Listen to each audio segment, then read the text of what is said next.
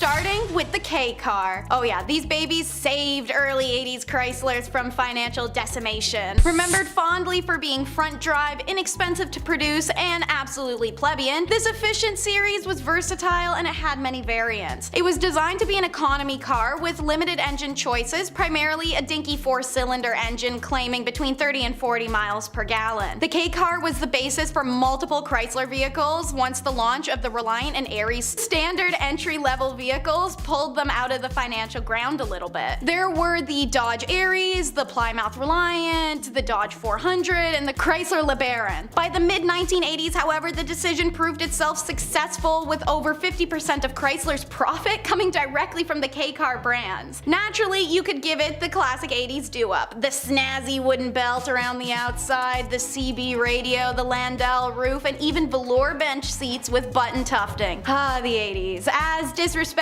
as it was versatile, the lowly K-car spread its plebeian roots and survived until 1995. For those of us who didn't see it in person, you most definitely have in movies and TV such as The Breakfast Club's red Dodge Aries and the cool Chrysler LeBaron convertible in St. Elmo's Fire. Turn your lawn into a Trojan battlefield by playing Lawn Darts, a game where you punt a 4-inch metal spike with a handle across your lawn and ideally not into your neighbor. Childhood. Alright, so this nightmare product didn't origin in the 80s, hell it wasn't even from the 70s. Lawn darts go as far back as 500 BCE Greece and are obviously inspired by the battle and hunting weapon a spear, which is known to be given a charging or spinning start before being thrown. They were banned in 1970 initially by the Consumer Product Safety Commission, but the manufacturers challenged the ban and a compromise was reached wherein a lawn dart could no longer be marketed or sold as toys or in toy stores and had to contain the following warning: not a toy for use by children, may cause serious or fatal injury, read instructions carefully, keep out of reach of children. But it's the 80s when children could do and did do whatever they wanted with reckless abandon without any supervision. Naturally, this was the time lawn darts became a booming trend once more and fell into the hands of the irresponsible. There are 3 known deaths relating to lawn darts. The father of one victim made it his mission to get the game re-banned. His campaign had the Consumer Commission re-evaluate the injuries and deaths lawn darts had caused, and oopsie, they had misidentified how many injuries there were that had to be updated in statistics. Turns out from January of 1978 to December of 1986, lawn darts were responsible for an estimated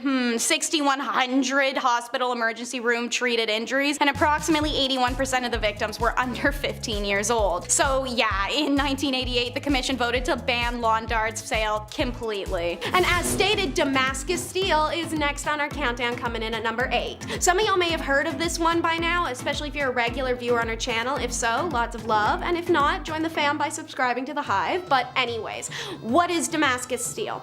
Well, it's a very special type of metal that was being produced out of raw material, wood steel, which was harvested in Asia. It was first used around 300 BCE, but the knowledge seems to have been inexplicably lost around the mid-18th century. The secret of making the Middle East Damascus steel has only re-emerged under modern-day scanning of electron microscopes. Turns out nanotechnology was heavily involved in Damascus steel production, as the materials were added to the steel's production to create chemical reactions at a quantum level, as explained by the archaeology expert K. Chris Hurst. Alongside Peter Pulfer, it stated that the metal developed a microstructure called carbide nanotubes, extremely hard tubes of carbon that are expressed on the surface and create the blade's hardness, Hurst explained. Materials added during the production of Damascus steel include cassia bark, milkweed, vanadium, chromium, manganese, cobalt, nickel, and some rare element traces which are presumably coming from mines in India. This may be why the Damascus steel recipe was lost. However, as Hurst wrote,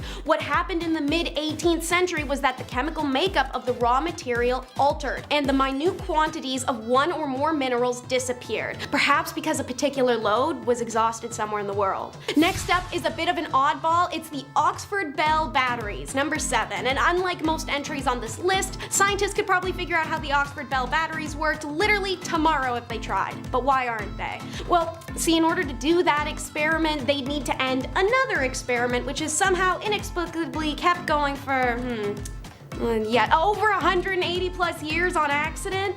On accident. See, this bell has been ringing since 1840 when it was built by the London firm Watkins & Hill. They created 2 dry pile batteries to power the bell's swing. 2 batteries that should have died within weeks. Yet somehow these primitive batteries are still going, leading experts to realize their internal composition must be unique to have kept going on so strongly. Though scientists are desperate to figure out said composition, the bell is one of the oldest ongoing experiments in the world, and to see what made it continue for so long means ending it prematurely, which is just too great of a cost. So I guess we're waiting for the battery to die, if it ever does. We've hit the mid-video point, so I'm going to talk about 2 points to you that the everyday person has definitely heard of. But what they haven't heard of is their history. So let's start with number 6, the enema. That's right, as talked about in the recent video, Top 10 Dark Secrets of the Maya Civilization, enemas are quite literally as old as time itself. What is an enema? For my sweet summer children that have somehow not been exposed to the literal down under of the medical world, an enema is a fluid injection in the back door for the purposes of clearing a bowel.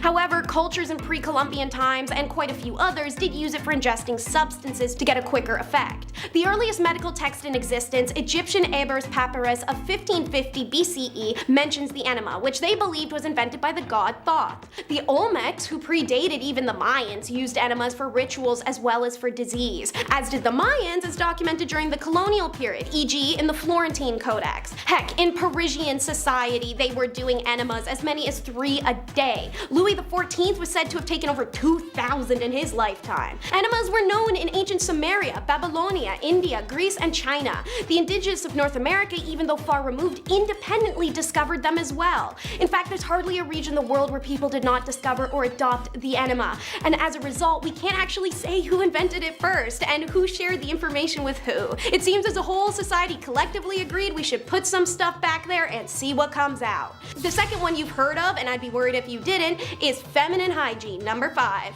People of the world had to find a solution for that once-a-month nightmare, and historically the creation of menstruation products has been dependent on geographical location, cultural attitudes towards menstruation, and available materials. Some examples are in the 5th century BC, a Greek physician and father of Western medicine, Hippocrates, wrote that in Greece they used wool wrapped around wooden splints as tampons.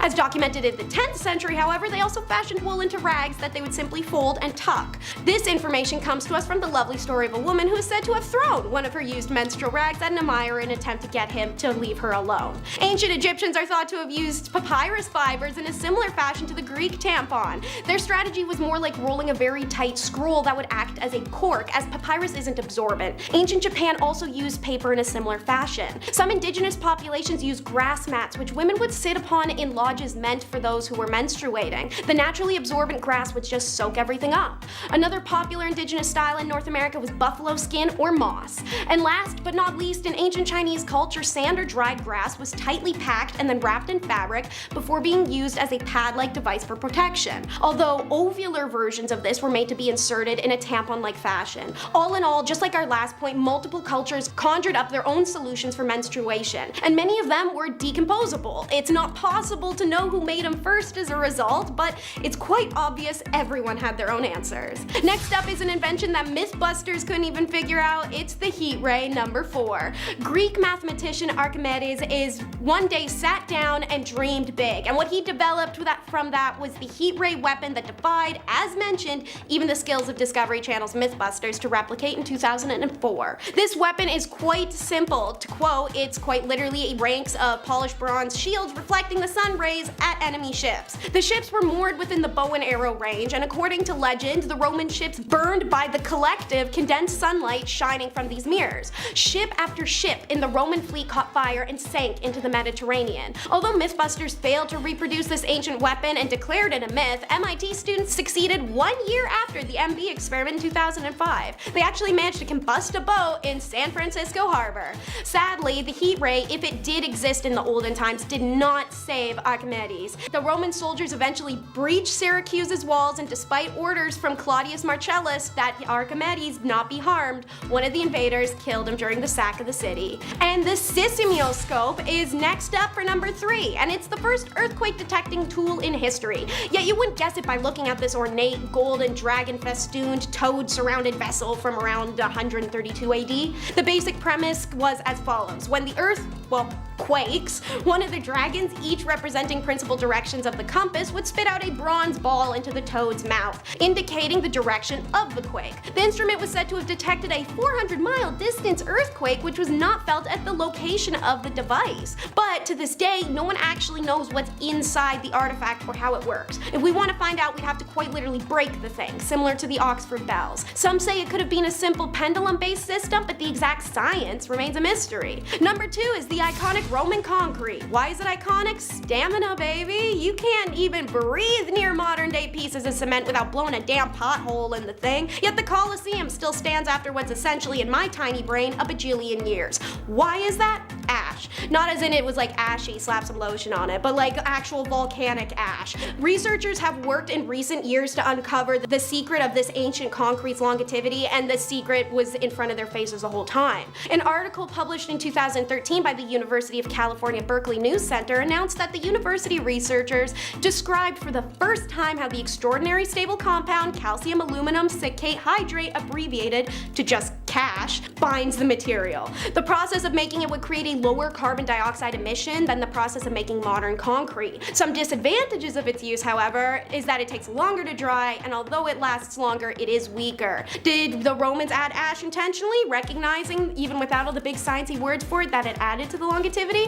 That's the next thing for scientists to crack. And now, last but never least, is number 1, the flexible glass. Yeah, that's right, glass, but make it flexible. However, there are only 3 ancient accounts of the substance known as Vertrum flexile, and they don't make it exactly clear enough to determine if the substance really existed. The story of its invention was first told by Petronius in 63 AD. He wrote about a glassmaker who presented the Emperor Tiberius, who reigned from 14 to 37 AD, with a glass vessel. He asked the emperor to hand it back to him, at which point the glassmaker, to the shock of the king's court, threw it at the floor. Everyone expected to hear it shatter, but it didn't break. The strange glass only dented, which the glassmaker hammered back into shape quickly. So what did the emperor do to award this amazing god-sent invention? Completely panic. Apparently, fearing the devaluation of precious metals, Tiberius literally ordered the inventor be beheaded, so the secret died with him. Pliny the Elder of 79 AD told this story as well, but he also said that although the story was frequently told, it may not be entirely true. The version told a couple hundred years later by Dio Cassius morphed the glassmaker into some sort of magician, and when the vessel was thrown at the floor, it did break, but the glassmaker just magicked it back together. In 2012, the glass manufacturing company Corning introduced its flexible willow glass. Heat resistant and flexible enough to be rolled up, it's proven especially useful in making solar panels. But if that unfortunate Roman glassmaker did indeed invent Vitrum flexile, then he was thousands and thousands of years ahead of his time. Number 10. The National Razor. What's a revolution without a little blood being spilt? Wouldn't really be a revolution, would it? France was having a hard time in the 1700s, so they needed a brand new way to get rid of pesky monarchs and anyone who isn't warming up to the revolutionary ideals. And what better way to keep people warm by cleaving their heads from their body? A man named Joseph Ignaz Guillotine suggested that there was a better method for unaliving those who needed to be unalived. A common misconception is that he invented the guillotine, but rather suggested its implementation, where his name would become synonymous with such a terrible device. Basically, you got a wood frame with a hole for your noggin and a large angled blade. Blade drops down from frame and removes the head of state from the governing body, which isn't just a clever joke, as that's what happened to the last king and queen of France. By the time of its invention and the end of its use all the way up into the 1970s, yes, that's right, it was used up until the 70s, thousands of people met their doom to the National Razor. Number 9. Party favors in the sky. When you think of air travel today, you think of lots of space for you and your fellow passengers, meals that are flavorful and affordable. Air travel in 2021 is a stress-free, very organized way to travel. But in the 1700s, these luxuries of the sky were non-existent, as there was no air travel. Any international travel was done by ship, which took months at a time and was not a pleasurable experience, opposite to what was described above. 2 French brothers wanted to change this, or rather just get off the ground. The 2 French brothers, Montgolfier, developed and flew the first unmanned hot air balloon on September 19, 1783. This was shortly followed up with a manned flight by Jean-Francois Pilote de Rosier. This was a very strange invention at the time, as this was really the beginning of humans and flight. Now that that we're done spearing the neighbors, let's play some video games on the Colo Vision. The 80s saw the advent of so many video games that we love now. Pac-Man, Donkey Kong, Super Mario Bros, Tetris, to name a few. So, after nearly bankrupting itself in 1978 with the overstocked and failed Telstar units, Colo once again entered the console market looking to dethrone the Atari 2600 and the Intellivision, the current kings of the video game hill. The Colo Vision was released in 1982. It boasted amazing specs for the time, which showed in its arcade conversions. They did two things to secure their success. First, the Atari 2600 contained no patented material and was made up all of off-the-shelf hardware. So, Colo Vision's expansion module 1 was essentially an entire 2600 which could fit into the Colo's expansion port. AKA, they stole the 2600's games without stealing them. This gave gamers access to Atari's large library of games on a newer, better device and fueled interest to swap over to the console. Secondly, Colo reached out to Japanese-based company called Nintendo, paying $250,000 for the rights of super popular arcade game called Donkey Kong, which would become the pack-in game with the console. Between its release of August 1982 and the Christmas that year, Colo Vision sold more than 500,000 units. The console actually only went out of use when the manufacturer just shifted focus to computer games. How about we do some arts and crafts? We can use Puffy Paint. Back in the times where custom clothing wasn't as easily orderable online, Puffy Paint was amongst the hottest ways to adorn your garb with personality, alongside fabric markers and bedazzlers and airbrush and tie-dye, of course. But Puffy Paint took it up a notch. Unlike 2D markers and overdone rhinestones, this paint went on wet, and as it dried, it lifted to become quite literally puffy. Different levels of puffy could be achieved with different paints. Really sucked when you wanted a giant pink flower to be puffy, but giant puff didn't come in pink colors. It was even better if it was glow in the dark, since visiting a roller rink without some kind of glow fashion was practically a crime. Now you could match your favorite roller skates during disco hour. Yeah, Puffy Paint truly turned your favorite shirt into a three-dimensional work of art, and it only started cracking and peeling off after the second wash. Amazing. A sleepover favorite was the horror hotline fad. Hotlines were a big thing in general during this time. Even kids' channels were advertising calling in to talk to your favorite cartoon character for a credit card fee that would have your parents ready to toss you out of the house. Horror hotlines in particular though, those were huge. They were generally 900 numbers, a premium high-rate telephone number that is charged by the minute. These lines didn't become profitable for the average person to run until 1987 when AT&T launched a national call program allowing people to make money privately off of 900 numbers. Prices were often set up at $2 for the first minute and then smaller but still substantial sums for each minute afterwards. For horror stories, this is perfect. You could keep your listener on the line, building anticipation and fear in a story that keeps them hooked, willing to pay another few cents just to hear the end. Some examples of these numbers were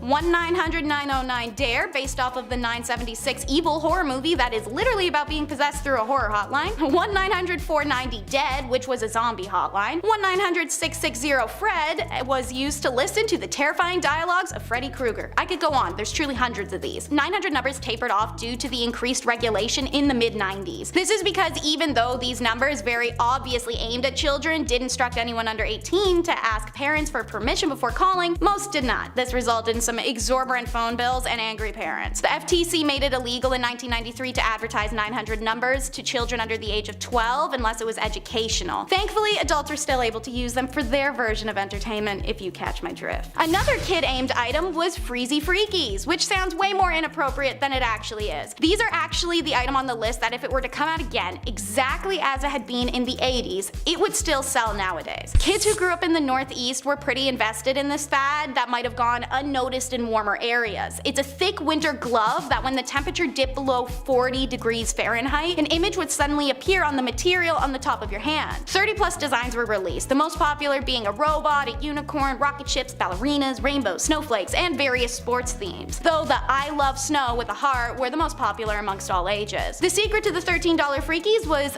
thermochromic ink, a temperature-sensitive dye that's being used in mood rings and heat-sensitive food labels and can appear translucent until it's exposed to warmer temperatures. At the height of Freezy mania, the manufacturer was moving 300,000 pairs of gloves per year, and while Freezy Freakies lasted well over a decade, by the 1990s things had cooled. Color-changing ink for coffee mugs or beer cans was more common, wearing down the novelty, and knockoffs had also grabbed licensed cartoon characters, which the Freezies were never interested in pursuing. Regardless, they're still available for purchase today. Taking it from the back 40s to the small screen, it's a duck hunt. Quite literally. Like said, there was a lot of video games coming out in the 80s, but Duck Hunt was unique unique. This game is what popularized light gun video games where you can use a real prop to interact with the screen. At the time of its release in '84, Duck Hunt was pretty much the first of its kind. The game was released for and by Nintendo, first as an arcade game, but then a launch game for the NES system in North America in '85. You would use the CRT television for my youngins, that's the big curved one that takes up like 4 cubic feet and has a green haze over the screen your parents could use to suss out if you're lying about watching TV before they came in the room, and the NES zapper to shoot ducks appearing on said screen. They'd appear 1 or 2 at a time and you'd only have 3 missed shots before you're out. You hit the right amount of ducks, you're on to the next level. I played this not too long ago on an old CRT myself, and nothing says entertainment like being 2 feet from a screen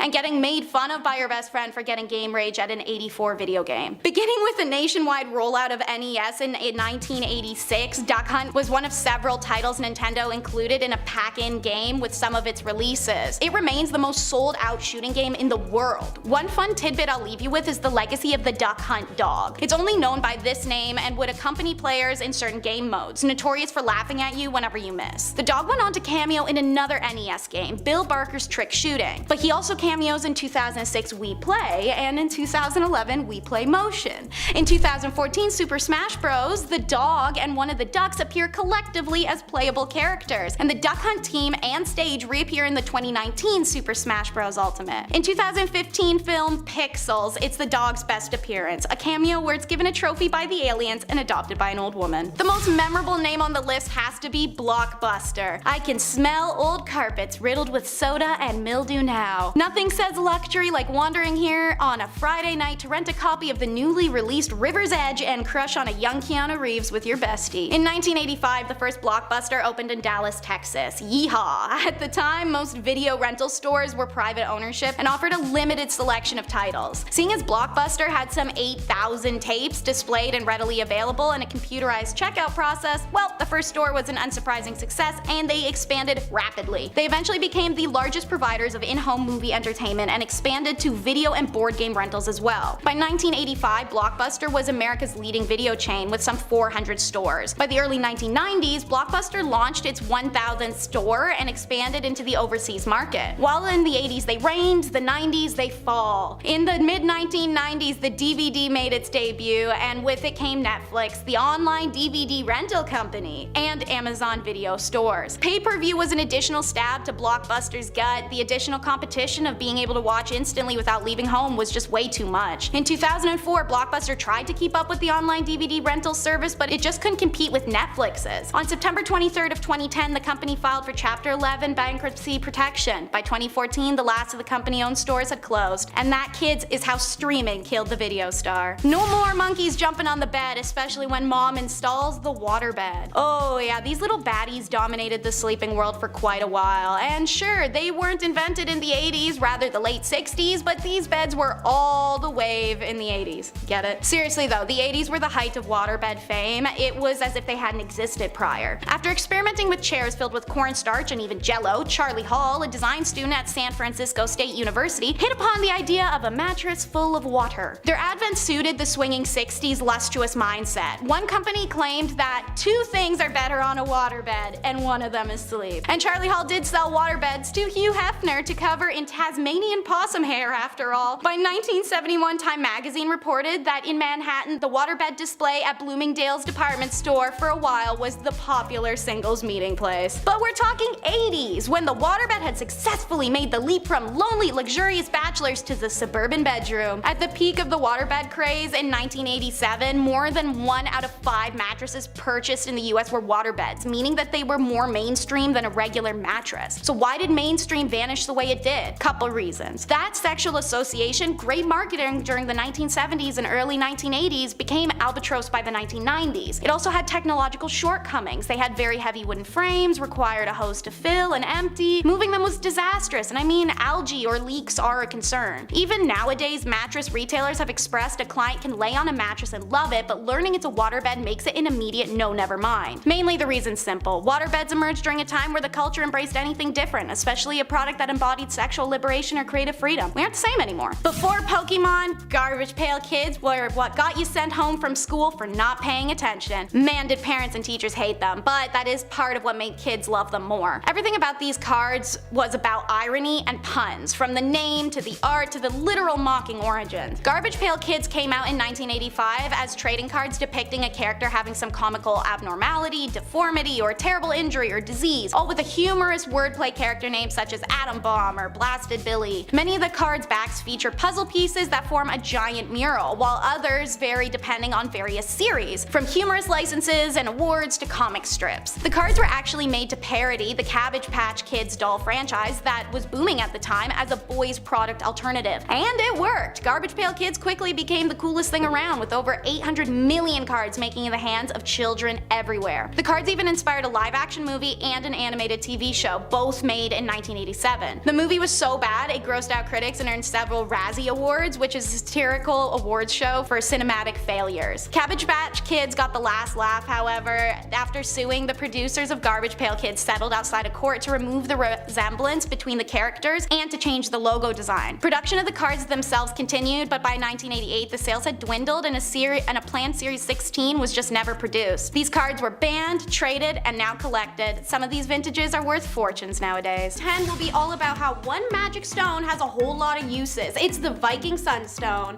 This stone was said to accurately pinpoint the position of the sun even through a cloudy, stormy, or twilight sky. To quote an explanation, when you're looking through the sunstone, you are not looking for colors but for shadows. If you draw a dot on the top of the crystal and look through it from the bottom, then two dots will appear. If you hold the crystal up to the sky and rotate the crystal until the two dots have the exact same intensity or darkness, at that angle, the upward facing surface indicates the direction of the sun. The oldest sunstone that could have been used for navigation was found amongst a wreckage of a warship called the Alderney, which sank between England and France in 1592. Archaeologists made the assumption that this crystal was used for navigation because it was found about a meter away from another navigation tool. So in other words, speculations, because it could have been a paperweight for all we know. But it was in the Raoul's Pater, which is written in the 12th century, that's used to support the navigation theory. A story from King Olaf Haraldsson II, set in 1030 CE, tells how he was visited by a rich and wise farmer.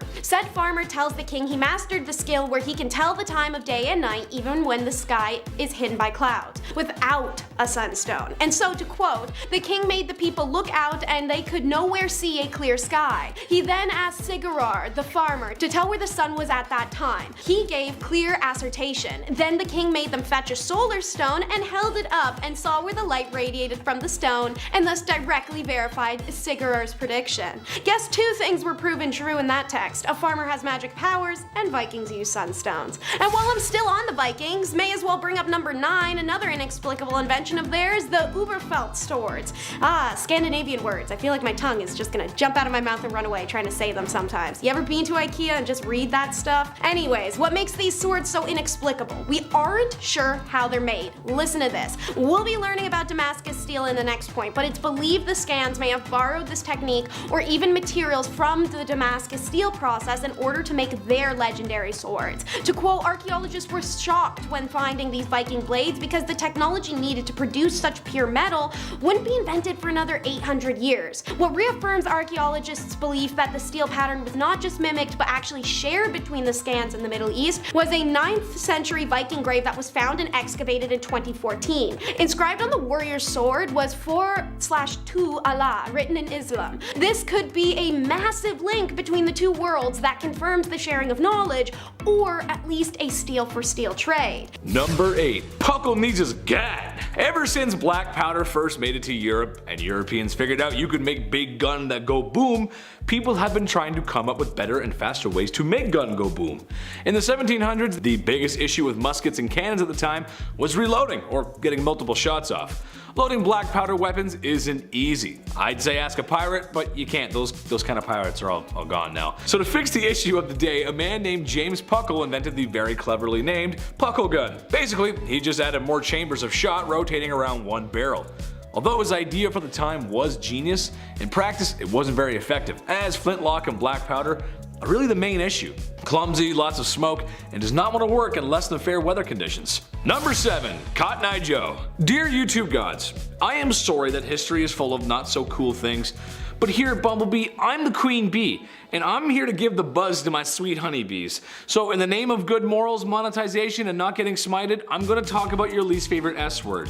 Back in the 1700s, America was chillin'. They just beat Britain in a war, which alone could be its own video. They were starting to build their own country, particularly in these southern colonies, using forced unpaid labor that you can't leave. Oh, and your boss can do heinous things to you because he owns you. Their economy was agricultural based and stayed that way for a long time. Tobacco being the number one crop at first, cotton was still grown but wasn't as popular due to the processing of cotton being a very labor intensive and difficult process. This was until Eli Whitney's cotton gin, invented in 1794. The cotton gin was a machine that quickly removed seeds and processed cotton, making cotton a very valuable crop since, you know, the people harvesting the cotton are YouTube's least favorite S word. It's a brutal unpaid workforce. Now that it was profitable, cotton boomed and the South became very wealthy. While not exactly the main reason, the South getting rich off Whitney's design and did somewhat create a divide between the southern states and the northern states, eventually leading to the Civil War. Also, apparently plantation owners didn't pay Eli for his machine and he went broke. Just trashy behavior all around, man, come on.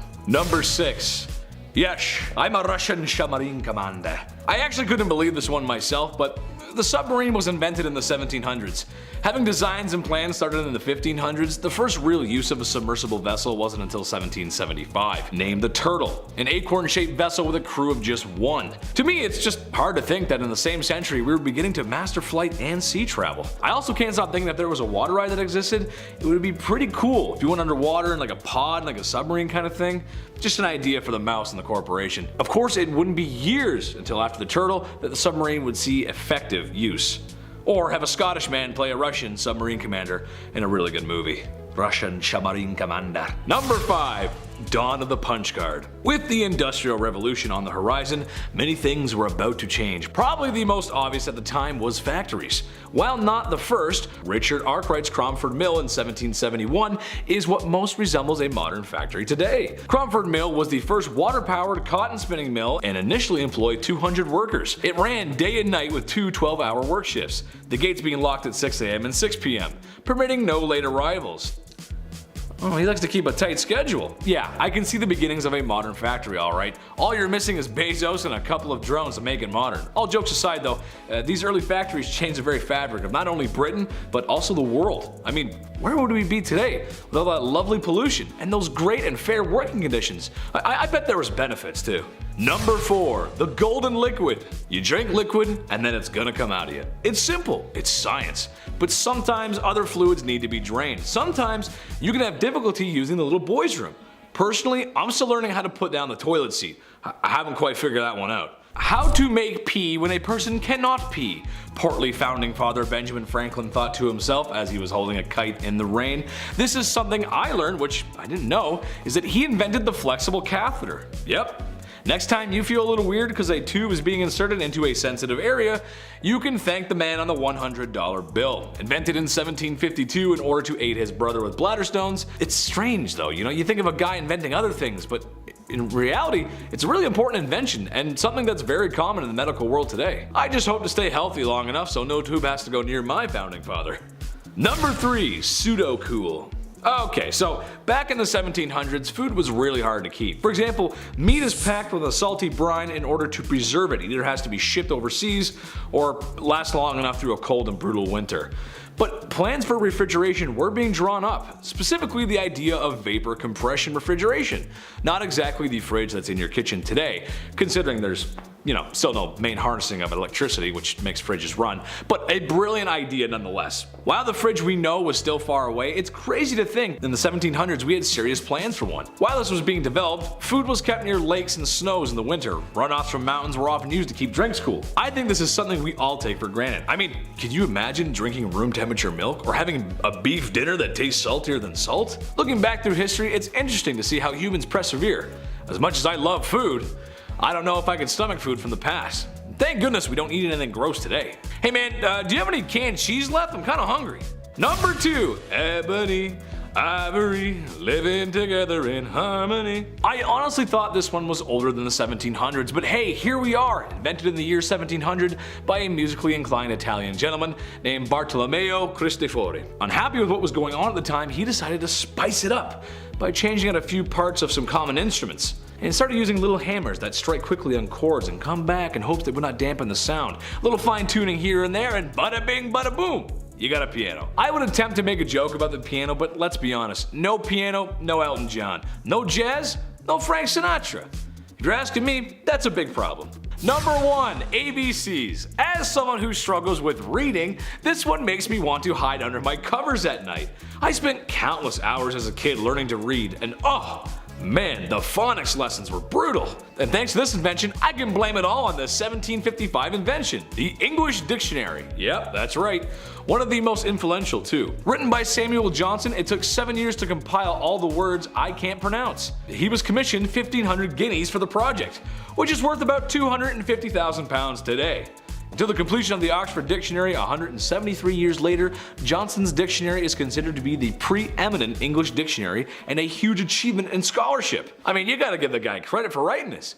Imagine writing an English essay for 7 years. We're going to start with the most visibly obvious of medieval inventions. So number 10 is getting defensive. Apparently me and castles have that in common. And I know this comes off as strange because we're talking about stuff still in use today, but castles around the world remain active. Whether it's the Lego brick looking one that the Windsor family resides in, or the ornate fairy tale castles like Pellesh that inspire romance novels. Castles remain for not only the actual utility of government and nobility, but even now as tourist and education centers. And they're probably the medieval era's most famous invention. Did they do a good job? No, not really. Could they handle taking care of a building that size? No, they could not. Was it filthy? God, yes. But the purpose of castles was purely fortification. Medieval Europeans especially took all the tremendous ingenuity they could have used to figure out bathing and put it into their castle design, making them progressively deadlier to attackers and safer for the castle dwellers. The first castles built in England were by the Normans, starting with the earthen mounds and ditches with timber palisades. Eventually, these evolved into stone keeps, as seen at Totnes and Rochester Castle. As the ideas developed and the supplies were found, castles became less forts and more, well, castle-y, with bedrooms and dining halls that weren't just utilitarian. Next, they switched over to tower-studded outer walls, like those at Framlingham Castle, or the 2 circuits of inner and outer walls which made Dover Castle the strongest fortress in England. Others concentrated on powerful gatehouses, like Brougham Castle, often equipped with portcullises to trap attackers and kill holes for dropping nasties on their head, like feces and fire. Fun mix, right? If you like medieval battle and warfare, maybe consider subscribing to The Hive to see our regularly posted history content. And since we're talking about defenses, we'll make number 9 about the mass production of weaponry specifically. The medieval era was one where the Europeans started figuring out the weapons could be more than a stab stick. For example, the bow and arrow, which had existed since prehistoric times but pretty much blew the brains out of the slow progressing Europeans. With a range of well over 200 meters, this medieval automatic weapon could shoot at least 6 arrows a minute. Well,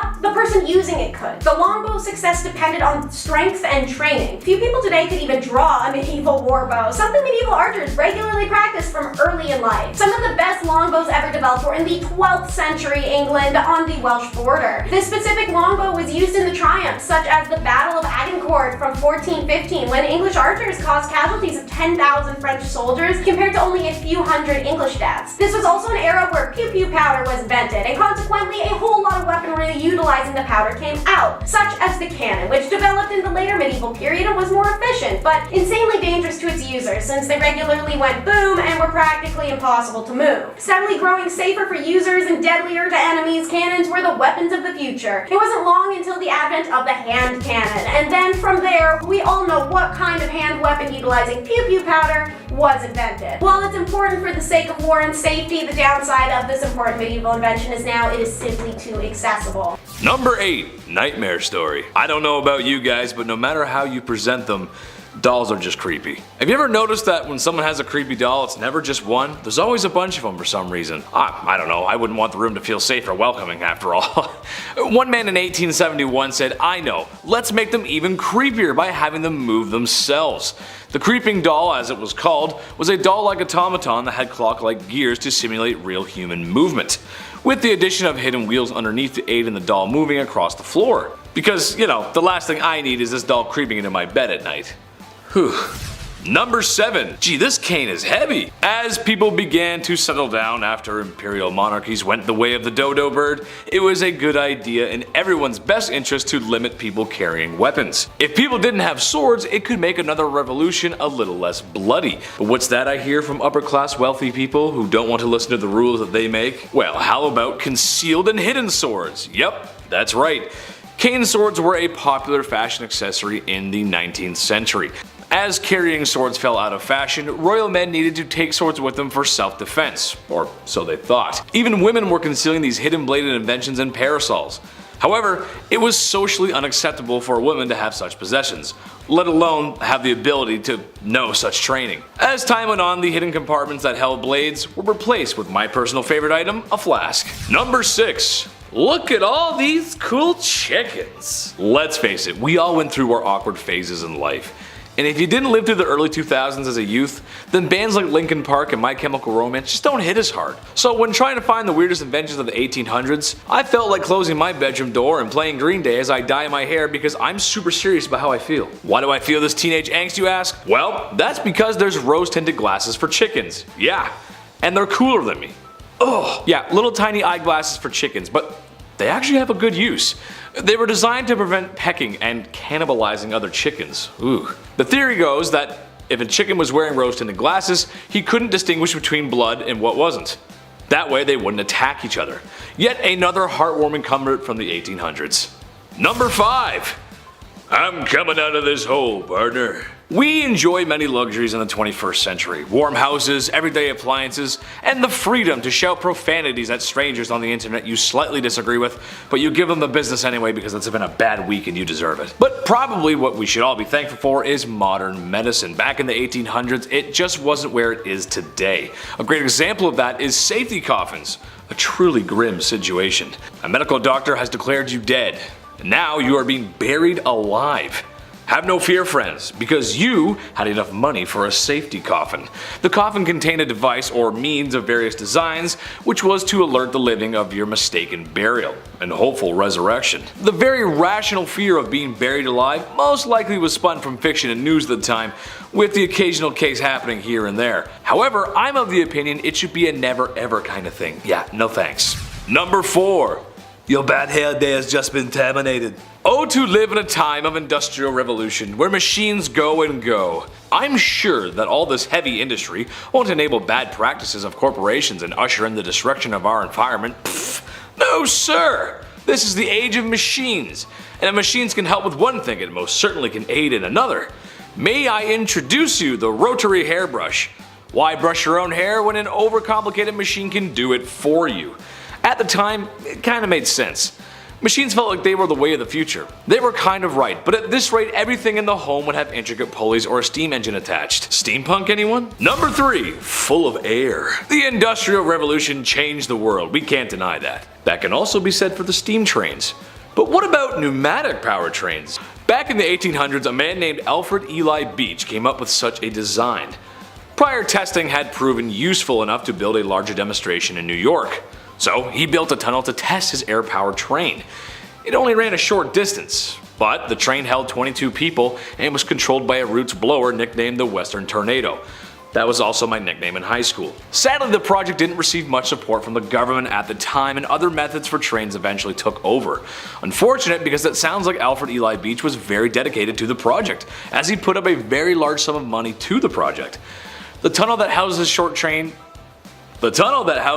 train line was completed in 58 days. While he did have bigger plans for his train, it kinda just became an amusement for people. It was shortly shut down thereafter. But 58 days, that's pretty quick. I'd like to see that happen in a major city now. No way it's happening. Number 2. Get on my mongoose, bro. Looking at the Motor Scout, you can see the beginnings of what could be a 4-wheeler. Personally, I think it looks like a mongoose from Halo, but Mom thinks I play too many games. Designed by F.R. Sims in the late 1890s, it was never really meant for off-road terrain, instead to support infantry on smooth roads. Sims, understanding the annoyance of trying to ride your motorized quad cycle while someone is firing at you, placed a Maxim machine gun on the quad to return fire.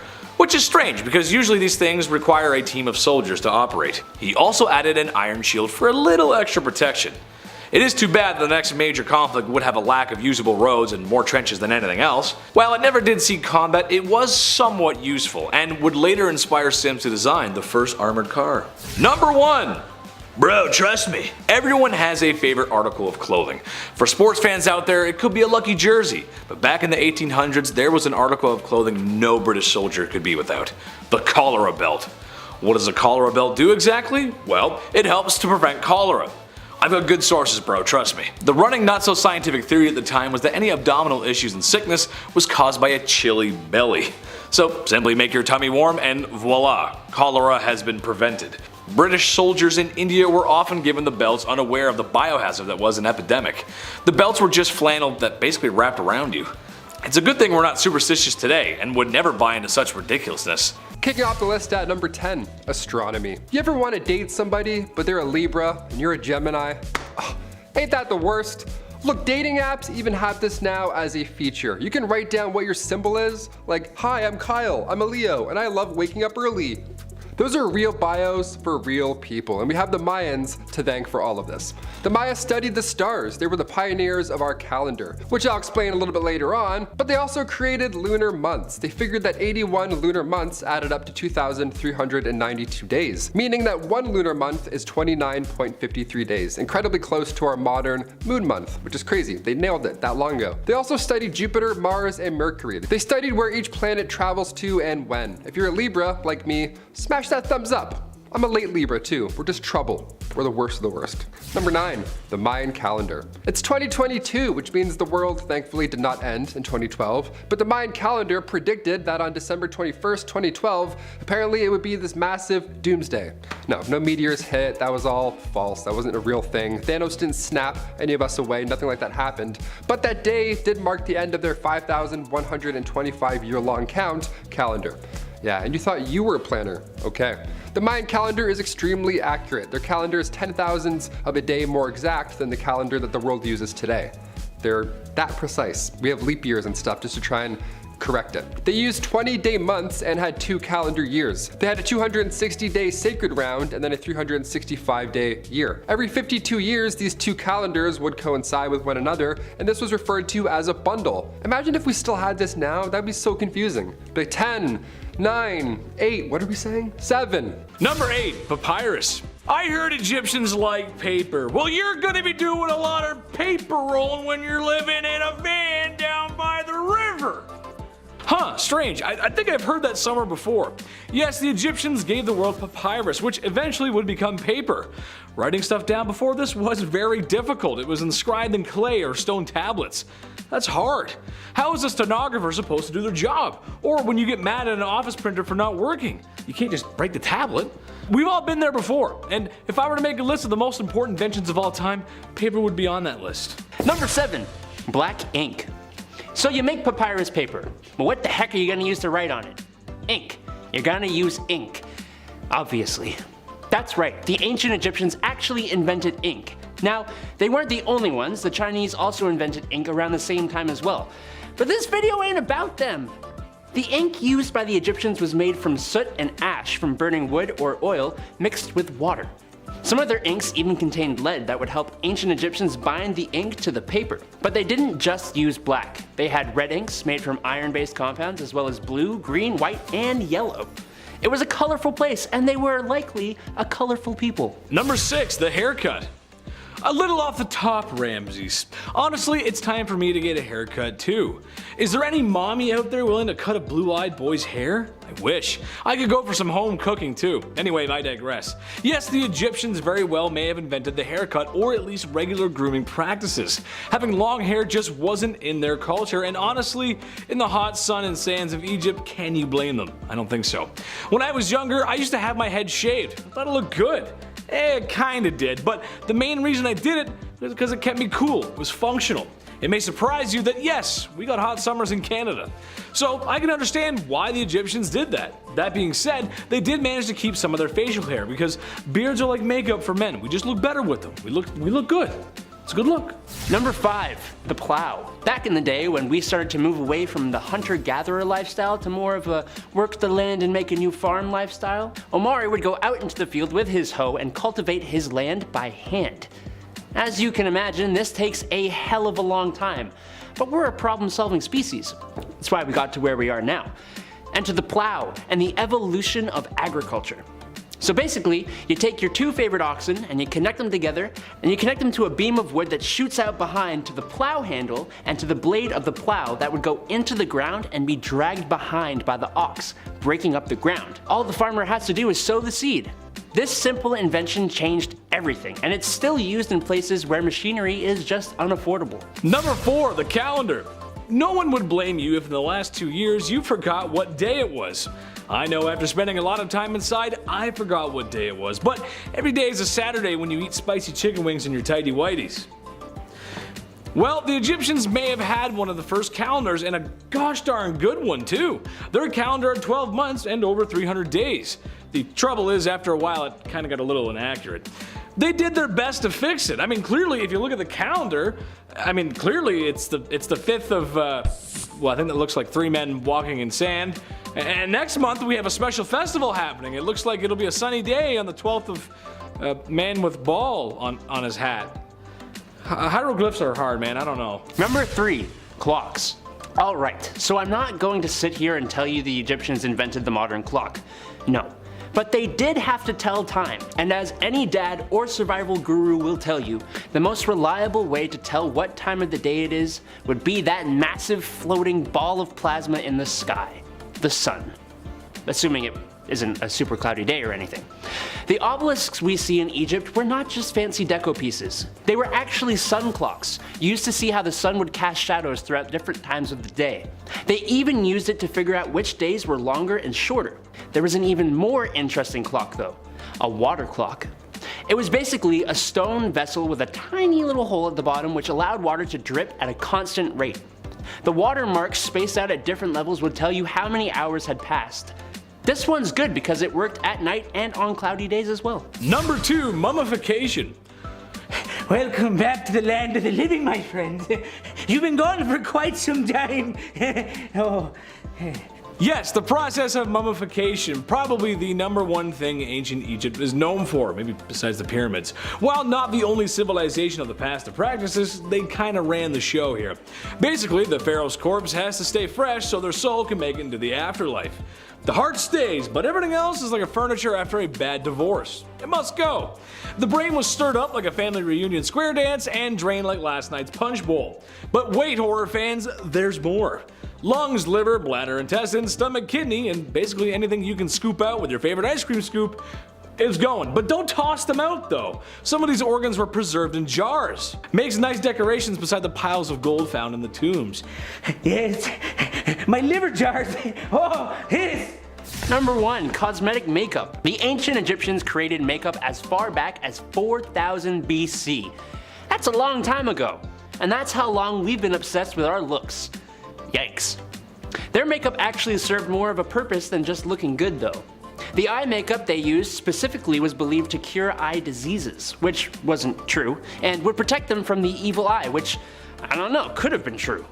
Kind of like the ink, they would use soot, but they would combine it with a lead mineral called galena to create a black substance they called coal. That's K-H-O-L, not C-O-A-L.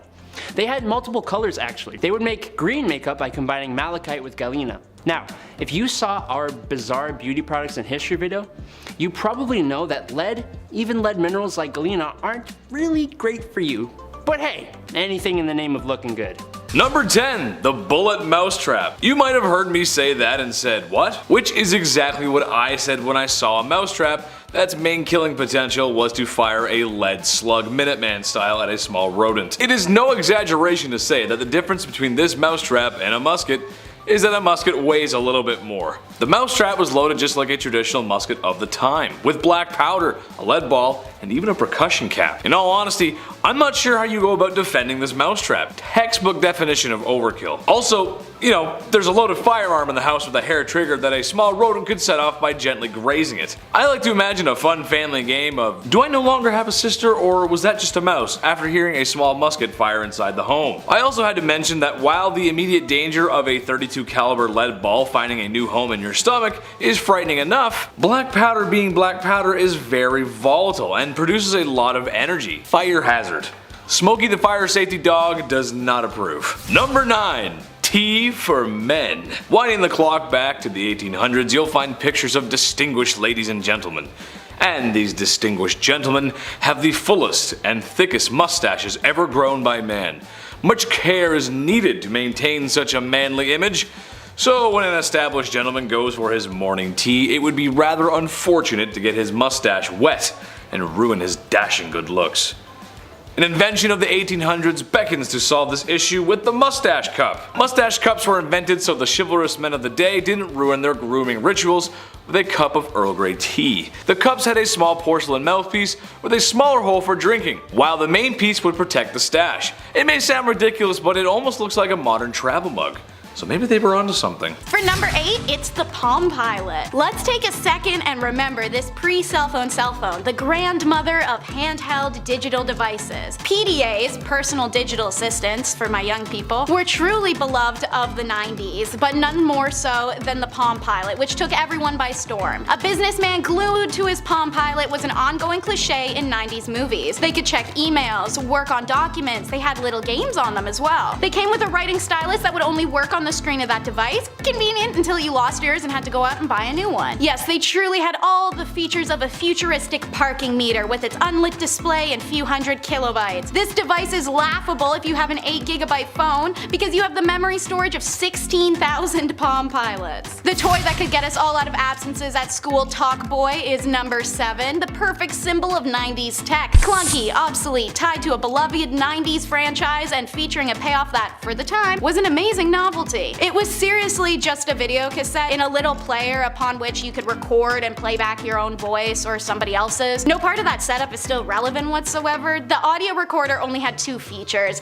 speeding and slowing down recorded vocals. But that was good enough to pull off a few unbelievable pranks, pretend to be your parents on the phone, or mess with some bullies, as was shown to us all by Kevin McAllister in Home Alone 2. The second this chunky device was used in the hit franchise, it had kids everywhere clamoring to have one. And let's forget, the Talk Boy also had a cooler, sleeker cousin, the Yak Bag, which could only record a few seconds of sound and play it forward or backwards like an auditory Vine or TikTok of 90s audio toys. Number 6, annoying but efficient, beepers. Also called pagers, these devices were fantastic for reaching someone right away. How they worked was a call or email is forwarded to the pager, a message comes in with a number to call. Although hardly used anymore, pagers remain one of the most reliable forms of communication available and are still widely used by doctors, as there's no delay in delivery, no network overload, and no dead zones. They had to be reachable at all times, but only in an archaic, indirect way. Someone pages you, and then you have to go find a telephone and call them back. You also definitely kept a list of all the codes you needed to understand in the messages you received in your back pocket. That's why when you've watched medical dramas, there's always that scene of a doctor being paged, checking the mini radio frequency device, and then suddenly running away. If someone had a pager, they were usually important or needed it for work, but most people had them by the late 90s. People used to say beep me and it was a really cool thing. Meanwhile, today's grade schoolers are walking around with fully functioning iPhones like they're expecting a call from Rihanna at any second. Clear Craze was a nightmarish 90s product fad that brought up number 5, Crystal Pepsi. This soft drink was made by PepsiCo and initially released in Canada and the United States from 1992 to 1994. As a result of the 1980s to 90s clear craze, as I mentioned, this craze started because the idea of a clear product was a pure product. As we know, this is 100% not true, but Crystal Pepsi was one of the many clear and colorless products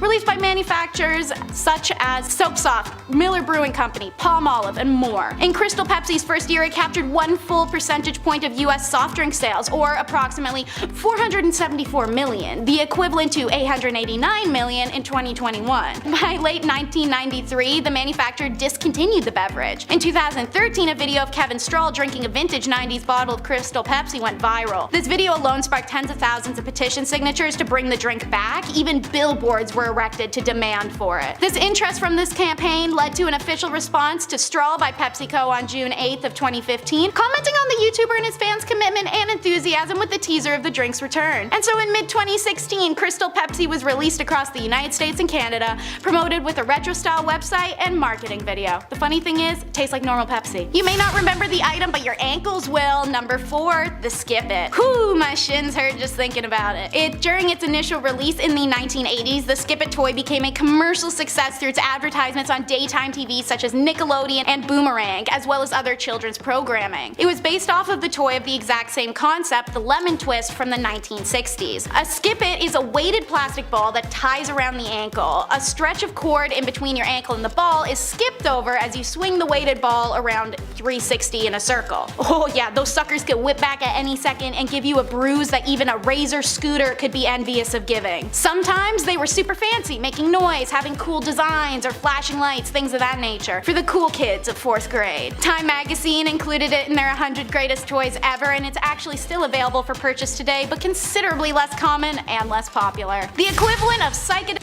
for a preteen was Lisa Frank items. Number 3. Girls growing up in the 90s had access to what may be history's most vibrant and eclectic eras of fashion and baubles. Baby Fat, the Delia's catalog, Wet Seal low-rise jeans, and of course, Lisa Frank. Their endless products included everything from stickers and 3-ring binders to jewelry and clothing. All featured the iconic brand signature aesthetic of cute cuddly animals in bright colors and patterns amidst black color blocking. Lisa Frank herself was only 24 when she incorporated her name into a franchise, and it's in the same year that she received its first $1 million order from Spencer's Gifts, aka she was a smash success from day one. Lisa Frank's popularity took a dip with the rise of digital era. The company receded into smaller collaborations and was mostly underground, but strongly resurged in the 2010s. Since there's been brand collabs with Crocs, Urban Outfitters, BlendJet, Morph Makeup, and even Pillsbury sugar cookies. If you've managed to hold on to some of your Lisa Frank items from childhood, you'd be surprised to know that some of them have gone up in value and are worth a pretty penny now. Number 2 is a trip to orbit and the bathroom, because this can't have been good for your stomach. This is for my Canadians. The 90s was a creative era for many things, especially beverages. Companies explored unforeseen parameters of flavor and aesthetics, and so we see the Orbit soda not soda beverage thing. It was a Canadian beverage and it was short-lived, both coming out and being discontinued in the same year of 1997. It's a clear drink, clear craze things, that's chock full of sugar and had bright colored gelatin balls suspended and floating mysteriously. It was fruit flavored, but I'll be honest, these are the last flavors I expected to read when I was researching this product. Blackcurrant berry, blueberry, melon, strawberry, pineapple, banana, cherry, coconut, raspberry, citrus, and vanilla orange. That is intense. No wonder these drinks were short-lived because of their overwhelming flavor combinations and weird floating orbs. Lava lamps are fun to look at, but no one wants to drink one. But if you do, hit eBay. You can still find unsealed Orbit's drinks there, running you an average of $50 a bottle. And number 1 is the Windows Start Maze Screensaver. Ah yes, the back rooms. Maybe this screensaver is why so many of us find a fascination with that concept. Anyways, if you had a desktop computer in or around the time of 1995 and 6, you're likely familiar with this endless maze screensaver. While the graphics may be painful to look at now, they were top-notch visual at the time, like a 4D roller coaster. The default setting for the maze is a textured with brick walls and a wood floor and its asbestos tile ceiling. Users can customize these textures, swapping them out for animated psychedelic patterns in later versions, or maybe create their own custom textures. The walls are lined with art, some random plants, and statues. The maze is randomly generated each time, with the player navigating it in first person, spawning in front of a floating start button. After starting, it automatically traverses using the right hand rule, which will guarantee the maze will eventually be solved because all randomly generated mazes are simply connected. This bizarre maze was perfect to zone out to for hours, or be the basis of creepypastas and spooky stories. I'm sure many 90s kids watching have their own memories of this creepy yet neat screensaver. Number 10, bowling. Where would we be as a species if we didn't spend the entirety of the 1990s in bowling alleys and arcades? In later years, they seem to have fallen out of style, and for the life of me, I can't figure out why.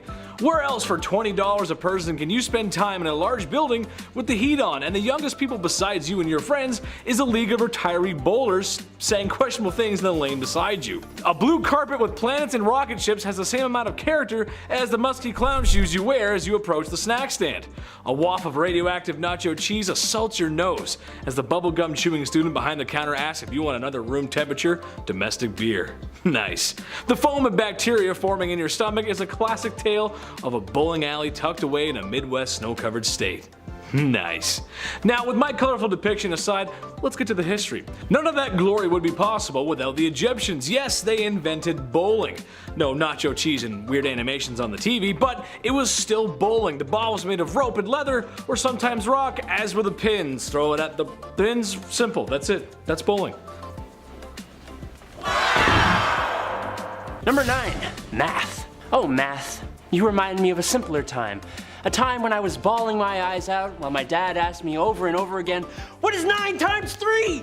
Expecting me to come up with the answer under the enormous weight of patriarchal pressure. 27, Dad! It's 27! While the ancient Greeks usually get credit for coming up with mathematics, they actually took it from the Egyptians across the Mediterranean.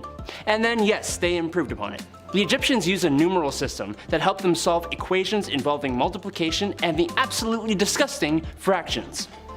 These guys understood concepts such as geometry and algebra, and they were the first civilization to develop and solve second-degree quadratic equations. I don't even know what that means. I wonder if there was ever a little ancient Egyptian boy who got yelled at the ancient dinner table by his ancient father about finding the circumference of a circle in the middle of the night. Probably. But thank God for shining armor, right? Number 8. Armor is still used today, just before people get annoyed. It's called Kevlar, and in order for us to have that now, we have to start with the dummies running around in tin cans. So, the arrival of Norman knights in 1066 actually signaled the start of the medieval period, and over the next 450 years, their armor and weapons were ingeniously updated to make them more powerful and less vulnerable fighting machines. Knights were also an excellent depiction of one of the first recognized policing forces. Were they usually sociopaths, violating women and killing people for fun? Yes, absolutely. Not kidding, look it up, chivalry is not what you think it is. During the following 200 years, the open-faced helmets, kite-shaped shields, and chainmail of the Norman knights developed into stronger, more elaborate armor. You can see in effigies of 13th century knights at Furness Abbey wearing helmets completely covering their faces. However, for adequate face protection, it meant hiding it. So in came another medieval invention, heraldry, which assigned each knight his own unique heraldic arms, devices painted on his shield, banner, and surcoat to instantly identify him in battle. Dog tags and embroidered names and badges are the less dramatic heralds of today. Weighty chainmail was gradually replaced by lighter yet stronger steel plate armor, and the knight in the Farley Hungerford Castle Chapel mural wears a mixture of these types, as you'll be able to see. Nowadays, you can see many of these mentioned elements in police and military gear, however, they're made of synthetics and plastics. Metal a minor component nowadays to keep the gear easy, breezy, and light. And talking about garb, number 7 is fortunes and fleas. Medieval England's prosperity was founded on wool and woolen cloth, and even today, keeping with tradition, the Lord Chancellor sits in the House of Lords on a symbolic wool sack. It's a cushion stuffed with wool. Being a successful wool merchant in what quickly became a competitive wool field would require both good business sense and ingenuity. Remote paths and dense forests mean that wool from the moorland sheep had to be transported to collection centers on pack horses, using narrow pack horse bridges like the Bow Bridge near Furness Abbey. Then it had to be exported abroad for weaving into cloth, because the Brits hadn't figured that part out yet. But when they did, it was thanks to 2 inventions. One was the improved weaving loom, theirs was a literal piece of junk beforehand, and the other was mechanical fulling mill, which used hammers powered by water wheels to cleanse and thicken woven cloth, things previously done by beating with clubs or treading with feet. By the end of the Middle Ages, all of Europe was wearing English cloth and getting chafed red raw by the wool. Monasteries like Riveval Abbey and Thornton Abbey grew rich through tens of thousands of sheep that they kept, whose wool even helped ransom Richard the Lionheart from his enemies in 1194. Individual wool merchants also became immensely wealthy. Lawrence of Ludlow, who built Stockesay Castle, even lent money to King Edward I. Finally, we leave the bland Brits and we're gonna check check out number 6, the windmill. So, while England was living under its usual dark cloud of like filth and absurdity and just getting by in their medieval period, which spanned from 1066 to 1485, China had its medieval period between the fall of the Han Dynasty in 220 CE and the fall of the Mongol Yuan Dynasty in 1368 CE. While it was longer, it was significantly better than England's, and it was also riddled with ingenuity. Archaeologists have found that windmills were used as early as 1219 in China. These early windmills were mostly used to power water pumps and grain mills and had 4 blades that were mounted on a central post. They also had a cog and ring gear that converted the horizontal motion of the central shaft into vertical motion for the wheel, which would eventually be used to pump water or grind grain, so that lands China double credit. The earliest European concepts of these windmills have been documented in 1270, but they only actually spread to Europe after the Christian Crusades,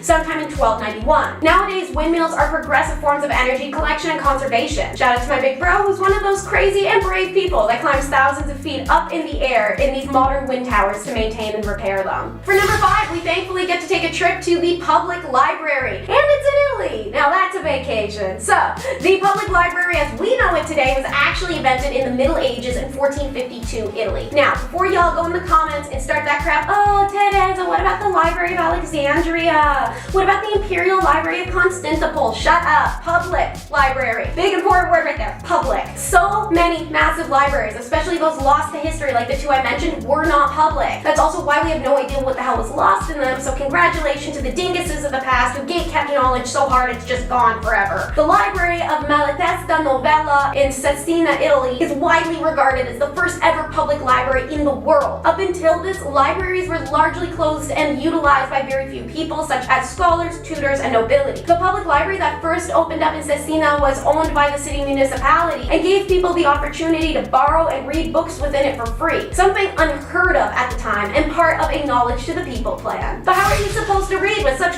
vision? Well, it's number 4, creating a spectacle. If you have poor eyesight before the Middle Ages, you just had to put up with it, figure out how to live. Then, in about 1286, an unknown person in Italy invented spectacles, layers of different glass and quartz put together that allowed some people clarity that they otherwise didn't have. And I'm not talking the 20/20 perfection, but it was a step up. At first, the inventor tried to keep the discovery a secret, but before 1300, a friar from Pisa, Alessandro della Spina, stole the concept and was making spectacles for everyone who wanted them, turning his stolen concept into a booming business. The ground quartz magnifying these lenses could help people with long as well as short sight. They were set in 2 bone frames and they were linked by arms with a rivet so they gripped your nose. But they didn't have side arms tucked behind ears, so genuinely if you want to see, you had to walk around like this and just sort of hold them on your face. We don't know exactly when spectacles first came to England. They were shown in a stained glass window in about 1420 in the All Saints Church in North Street, York, and archaeologists have discovered fragments of medieval bone spectacles in Battle Abbey under the choir stalls at Hales Abbey. It's not surprising that these were found in places where monks spent their lives reading and writing, but spectacles have also transformed the lives of countless others down the centuries, along with printed books, which increased the demand for, well, the ability to see properly. It's getting hot in here, but don't take off all your clothes. It's medieval times, and that'd probably get you boiled alive or something. Instead, for number 3, we'll remember it could be cold and just enjoy the invention of central heating. Floor heating is something that most of us associate with modern times. Driveway heating is something we associate with who lives at the end of the road, doesn't have to shovel like us plebs all winter. Anyways, as unbelievable as it may sound, many medieval Eastern European and Scandinavian buildings utilized a form of central heating system throughout the Dark Ages, inspired by the Roman hypocaust, a series of floor channels used to heat the water of their bathhouses. Called the heat storage hypocaust, this medieval floor heating technology used hot air that traveled from the furnace room to a system of underfloor channels. Just feeding the furnace could keep a large room warm for days, i.e. the hypocaust at the Reichenau Abbey in Germany could efficiently heat the 3,230 square foot assembly hall all winter long. Research on the subject is ongoing, but over 500 medieval hypocausts have been found across Europe, mainly in Germany, Sweden, Finland, Denmark, Estonia, Lithuania, Latvia, and Poland. Here's my favorite on the list. Number 2 is oil paint. I know it doesn't seem that important, but oil paint was a mass contributor to the evolution of art throughout history. And without art, I cannot emphasize to you enough how little we would know of history. The art's always unappreciated, and our modern times carried everything of our past into our present. What will carry our past into the new present? Technology doesn't last forever after all, so. Oil paint is made by mixing dry pigments with oils, often linseed oil, that can then be thinned out with the use of turpentine. To quote, as a result, you have a slow-drying paint of unsurpassed textural variety and opaqueness that can be easily adjusted, layered, and tinkered with indefinitely to the artist's desire. Pigments were made with natural materials, dried flowers, pollen, spices like saffron, walnut, bark, soil, clay, really anything colorful and powdery. And if it wasn't for the Dark Ages, the world would probably never see some of the most renowned paintings in history. Let it be Leonardo's Mona Lisa or Van Gogh's Starry Night. It's been in the last decade that the study of art production has traced us back to the origins of oil paint, which is actually in the ancient caves of Bamiyan, Afghanistan, where the Buddhist murals by an unknown artist were painted somewhere in the 7th century. Meanwhile, in Europe, oil paint would not appear until the 13th, 14th centuries, and it would be first used to add a glossy finish to wooden furniture and tempera paintings, such as Jan van Eyck's. Okay.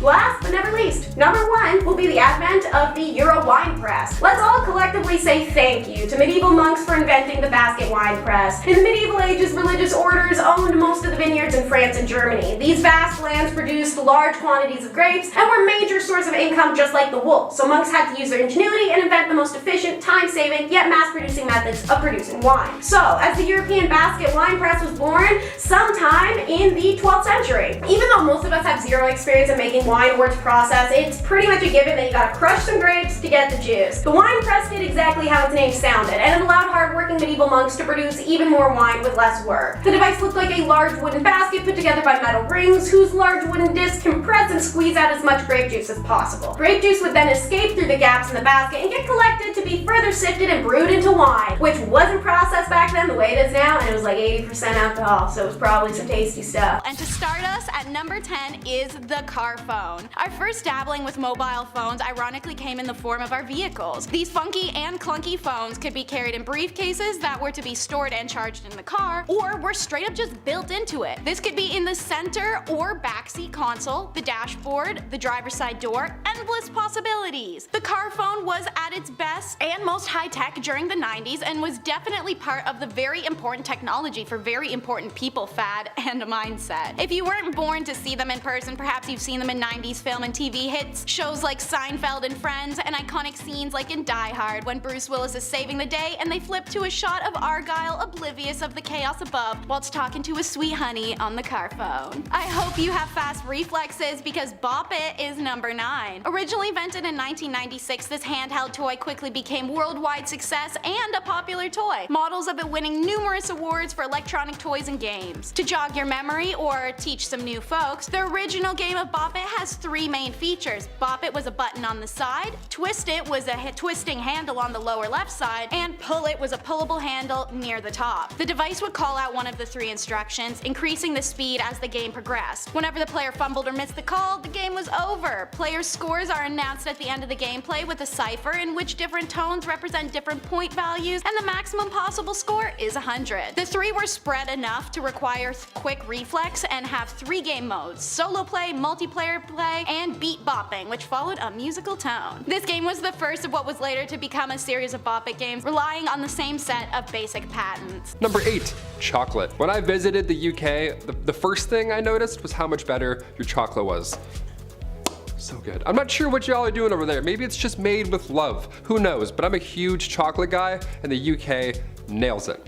Yeah, wash it down with some iron brew. Buddy, what a day. What a great day. The Mayans as well, turns out they loved chocolate. The Olmecs of Mesoamerica figured out how to consume chocolate, but the Mayans made it beautiful. They added some spice to it, literally. The Mayans would mix chocolate with water, chili peppers, and honey. They would make a spicy drink. Are you into this idea? Is this making your lips happy right now? Spicy chocolate drinks? My tummy can barely handle a pumpkin spice latte, let alone a Mayan milkshake. No thank you. Number 7.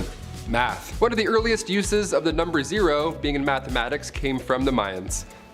Thanks, awesome. They were super advanced in their mathematics, I would say for their time, but no, in general they were advanced. We're still trying to understand how they achieved what they did without calculators. It's impressive. They drew complex hieroglyphs on long strips of paper made from fig tree bark. They didn't have much to work with here, yet somehow it was still enough. The Maya numerical system only had 3 symbols. This was long before Bedmaz was born. They had 0, 1, and 5. That's it. You could literally count on one hand. There's a shell shape, a dab, and a bar. These numbers went from 0 to 19, and then they would count groups of 20. By time 36 BC rolled around, the Maya were introducing the concept of 0 into their numbering system. Thanks guys, I failed math twice because of those zeros. Cheers. Number 6, glyphs. Glyphs at number 6, 6 glyphs. One of the most advanced forms of writing when it comes to all these ancient Americans, the Maya were the most ahead of their time. They invented the glyph, which are these symbols that represent a word or a sound. Like anything else in this civilization, it's beautiful to look at, of course. The Maya used around 700 different glyphs. They're detailed, they're beautiful. A good amount we're able to translate today, but there's still a mysterious chunk that we're trying to figure out. The earliest glyphs engravings go back to the 3rd century BC, meaning that the Maya are the pioneers of writing in Mesoamerica. There are only a few civilizations where writing naturally occurred: the Mayans, ancient Chinese, and the ancient Mesopotamians. Number 5, rubber. Rubber is a fundamental. I mean, sure, the long-term effects for rubber are questionable in turn. Now we have literal pits full of tires, but where did it all begin? And why? The Maya created art, they looked to the stars and made calendars, but what did they do when they wanted to have a good time? Mayan meals were composed of maize, squash, and beans, with tons of crops. Turns out the Maya were the ones who created elastic, long before Mr. Goodyear over here. They made elastic from latex by mixing it with other plants. They really created bouncy balls, if anything. They took latex from trees and mixed it with vine juice. This was around 1600 BC, and you can't invent rubber balls without creating some. Number 4.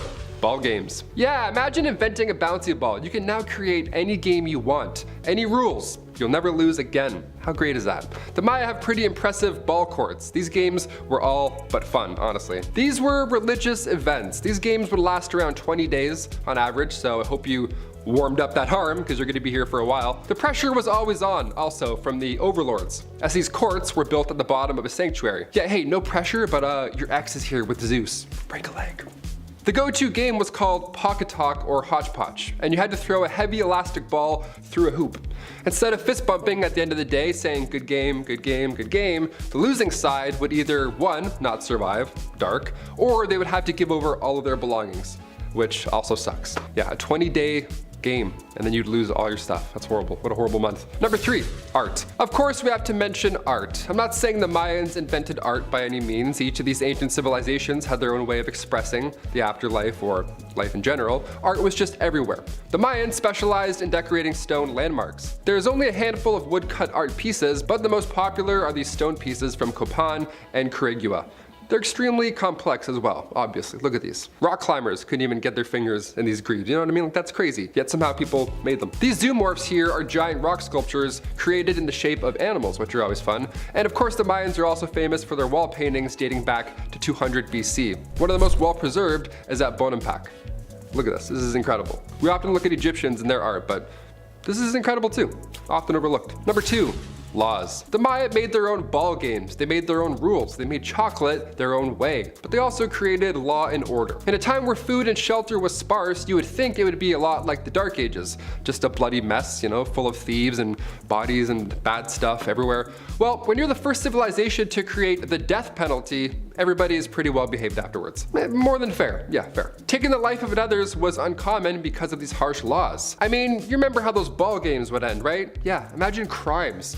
If you were to take the life of another, say you lost a ball game, all your goods are now gone, you react in a horrible way, well, who comes knocking at your door asking questions? Who says you're now a suspect? Sherlock Holmes? No. Say you live with somebody and they commit a crime. Well, not only are they now gone after they get caught, but the victim also gets your land. They get all your goods, cattle, your home, everything. So whoever lives with you as well, you better pack your rubber balls. You're out of here. You don't live here anymore thanks to Good Game Gordo over here. I'm glad certain things stuck around, like the law and order part, but imagine being evicted because your roommate stole some beans. God damn it, Craig.